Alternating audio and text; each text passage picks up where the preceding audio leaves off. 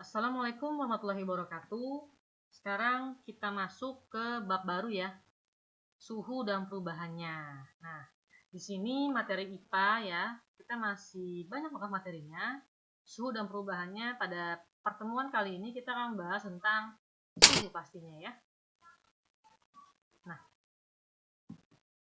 konsep suhu tidak sama dengan panas ya. Suhu tidak sama dengan panas. Kita cek dulu yuk. Panas itu salah satu bentuk energi yang mengalir. Kalau suhu adalah derajat atau tingkat energi panas suatu benda. Ya, ini jadi antara suhu dan panas ini beda ya. Jadi jangan disamakan. Nah, untuk mengukur suhu itu biasanya kita kan menggunakan termometer ya. Apa sih termometer itu? Pengertiannya adalah termos Yunani artinya panas, sedangkan meter artinya mengukur, yang artinya termometer itu adalah alat ukur dari suhu ya. Lanjut. Nah, jenis-jenis termometer di sini ada beberapa yang harus kalian tahu ya. Termometer ada apa aja sih? Termometer air raksa. Nah, ini contohnya ya. Ini untuk mengukur suhu yang sangat tinggi ya. Ada juga termometer alkohol ya. Nah, ini termometer alkohol yang sering kalian pakai di rumah, biasanya termometer alkohol ya, yang buat kamu kadang-kadang ditaruh di mulut atau di ketiak kamu ya. Nah, lanjut lagi di sini ada termometer gas. Nah, ini biasanya dipakai buat mengukur tekanan gas nih. Biasanya sering kita lihat di tukang-tukang gas atau gimana ya. Nah, ada lagi termometer inframerah. Nah, ini kalian sering lihat banget nih. Di zaman COVID-19 ini, termometer inframerah tuh sering banget dipakai di mall-mall atau tempat-tempat kalau kamu mau masuk ke toko atau mall. Biasanya kan kamu kan ditembak dulu tuh palanya ya, pakai termometer inframerah seperti ini ya. Termometer dinding. Nah, ini biasanya ditaruhnya di dinding nih. Buat apa? Mengukur suhu ruangan. Apakah ruangan itu terlalu panas atau terlalu dingin ya. Ada lagi namanya termometer bimetal. Nah, ini untuk mengukur semakin tinggi suhu, semakin melengkung keping di metal yang menandai perubahan suhu lebih tinggi. Ada lagi termometer termokopel ya. Ini ya, contoh termometer termokopel, cuma ini jarang digunakan bagi kita ya. Ada juga termometer resistor. Biasanya ini dipakainya untuk orang-orang fisika nih ya. Resistor ini ya. Nah, sekarang kita lanjut zat cair pengisi termometer. Termometer kan yang kamu sering gunain tuh yang di rumah yang buat kamu taruh di ketiak kamu atau di mulut kamu. Itu kan biasanya kan pakai termometer yang isinya itu alkohol ya. Ada alkohol dan biasanya juga ada yang isinya air raksa. Nah, ini baik alkohol itu ada kelebihan dan kelemahannya. Nanti bisa kamu baca sendiri ya. Dan juga yang isinya raksa ya, air raksa, ini juga ada kelebihan dan kelemahannya di sini. Nanti kalian baca sendiri di sini, oke? Ini udah jelas banget, kalian bisa lihat perbedaannya, kelebihan kelemahannya alkohol dan air raksa, ya. Kita lihat lagi, zat cair pengisi termometer, kenapa sih bukan air ya? Mengapa sih bukan air saja yang digunakan sebagai pengisi termometer? Kenapa sih? Nah, ternyata air ini memiliki sifat anomali ya. Sebagian besar zat akan memuai jika dipanaskan, tetapi pada suhu 0 sampai 4 derajat air justru mengalami penyusutan. Maksudnya apa sih sifat anomali air ya? Nah, sifat anomali air ini sebenarnya wallahu alam ya, hanya Allah yang tahu. Maksudnya gimana? Kalau saat musim dingin ya, sungai atau laut ya, dia tuh membeku kan pada bagian permukaannya aja atau bagian atasnya aja. Tapi bagian dalamnya itu nggak beku. Sehingga ikan-ikan, makhluk hidup laut bisa hidup kan. Coba kalau kamu bayangin di sungai atau di laut, baik permukaan atau dalamnya semua membeku. Alhasil kasihan dong si ikan atau makhluk hidup laut, paus, hiu, terumbu karang semuanya. Kepiting itu pasti kalau membeku mati semua dong tuh. Satu laut, satu sungai ya. Inilah namanya sifat anomali air ya. Menunjukkan kebesaran Allah Subhanahu wa taala ya.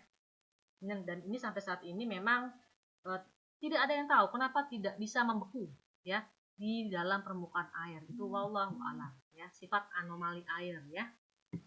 Kita lanjut.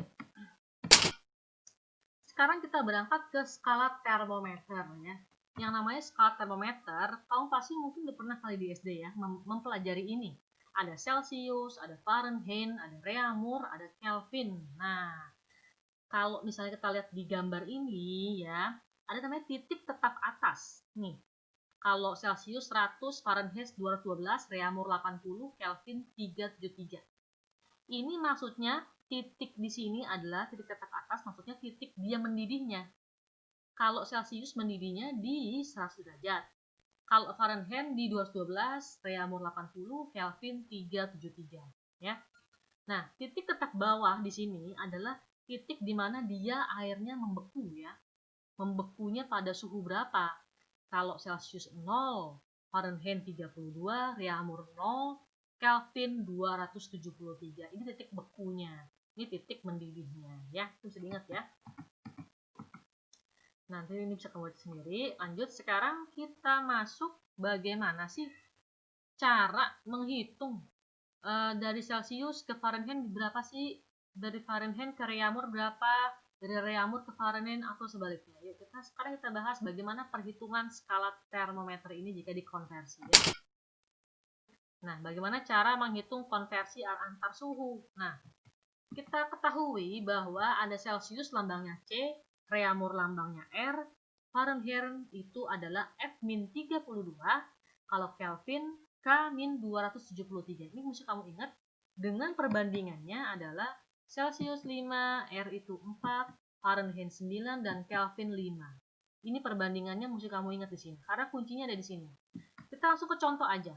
Misalnya ada suhu besarnya 20 derajat Celsius. Mau kita rubah ke Reaumur, mau kita rubah ke Fahrenheit, mau kita rubah ke Kelvin. Nah, bagaimana caranya? Kita pergunakan aja ini nih, perbandingan yang di atas nih, 5, 4, 9, 5, sama ini semua ini ya. Pertama-tama dari Celsius kita rubah dulu yuk ke Reaumur. Nah, Celsius ke Reaumur, nah pertama-tama kita tulis seperti ini. R banding C sama dengan 4 banding 5. Jadi, yang diketahui di soal selalu kamu taruh di bawah.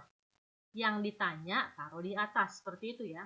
Kamu lihat si R itu perbandingannya 4. Celsius perbandingannya 5, 4 banding 5. Lalu gimana lagi?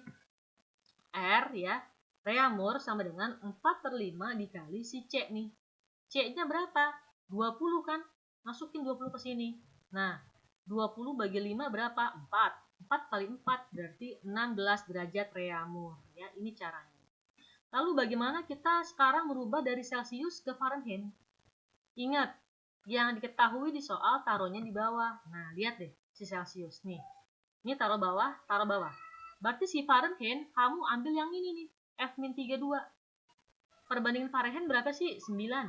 Perbandingan Celsius 5. Nah, taruh sini ya. Setelah itu gimana? F-32 sama dengan 9/5 dikali si C. Ya. F-32 sama dengan C-nya kan 20 nih, ya. 20 bagi 5 4. 4 kali 9 36, ya. F-32 sama dengan 36. F kurang 32 sama dengan 36, berarti F-nya berapa? 36 tambah 32, F-nya 68 derajat Fahrenheit, ya. Dapat, ya. Sekarang kita masuk bagaimana merubah dari Celsius ke Kelvin. Sama caranya, Celsiusnya lagi-lagi taruh di bawah ya. Kelvinnya taruh di atas ya. Kelvin itu perbandingannya 5, Celsius juga 5. Ini malah gampang sekali nih ya. Maka K-273 sama dengan 5/5 kali C. 5 bagi 5 kan 1, ya kan? Ini 1 dikali 20. Berarti K sama dengan 20 tambah 273. Hasilnya Kelvin sama dengan 293 derajat Kelvin. Inilah bagaimana cara menghitung atau mengkonversi antar suhu. Nanti kalau misalnya suhunya yang diketahui Reaumur ke Fahrenheit ke Kelvin, caranya sama kayak gini ya. Pokoknya yang diketahui di soal taruh di bawah, yang ditanya taruhnya di atas. Tinggal perhitungan kamu bisa atau enggak. Oke? Sampai di sini aja. Kita langsung latihan soal, oke? Kalau ada yang tanyakan, silakan tanyakan. Wassalamualaikum warahmatullahi wabarakatuh.